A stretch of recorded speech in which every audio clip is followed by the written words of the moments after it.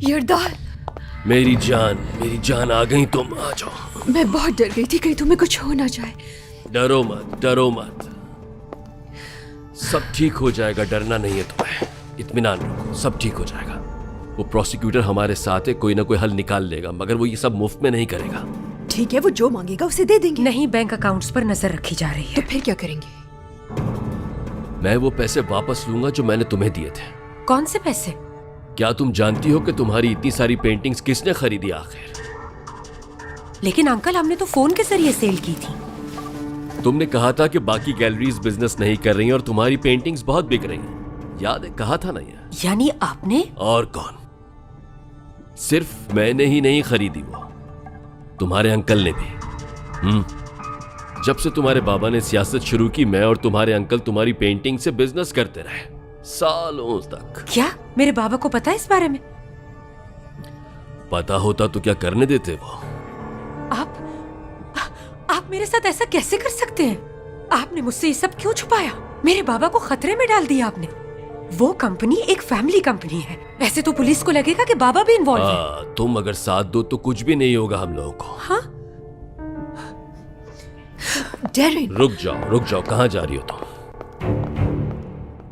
उसके अंकल उसे मना ही लेंगे। तुम बेफिक्र रहो, बैठ जाओ यहां पर। इत्मीनान से बैठो, बात करते हैं।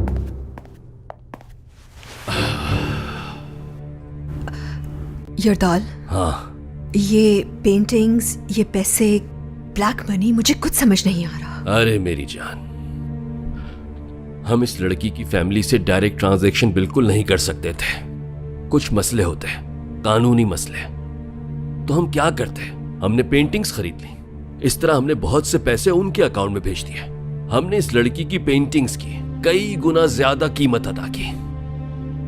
यानी तुमने इस तरह से अपना काला पैसा छुपाया और डेरिन की पेंटिंग्स की वैल्यू बढ़ा दी। हाँ, समझदार लोग यही कहते हैं, विन विन। अब इसी तरह से हम प्रोसिक्यूटर की भी मदद हासिल करेंगे। यानी सामने वाली पेंटिंग देखो, अब इसकी कीमत हम तय करेंगे। मेरे एक दोस्त को ये पेंटिंग बहुत पसंद आ गई है। अब ये तुम्हारा काम है इस पेंटिंग को उस तक पहुंचाना। क्या? ये पेंटिंग मैं उसे दूंगी? यरदाल, ये बहुत पैसे हैं। पुलिस को पता चल गया तो क्या होगा? पैसे प्रोसिक्यूटर लेगा। तुम्हारा काम तो उस शख्स तक सिर्फ तस्वीर पहुंचाना है। किसके पास लेकर जानी है? और वो इसमें हमारी मदद क्यों करेगा यरदाल? जुए की लत ने उसे कहीं का नहीं छोड़ा। बहुत कर्जदार हो गया है वो। तकाजा करने वाले उसकी सारी तनख्वाह ले लेते हैं, तो वो पेंटिंग्स खरीद लेता है अपने आप को बचाने के लिए। ये किस किस्म का इंसान है यरदाल? तुम्हें क्या लगता है मेरी जान कि मैं तुम्हें किसी आवारा शख्स से मिलने के लिए भी भेज सकता हूं क्या?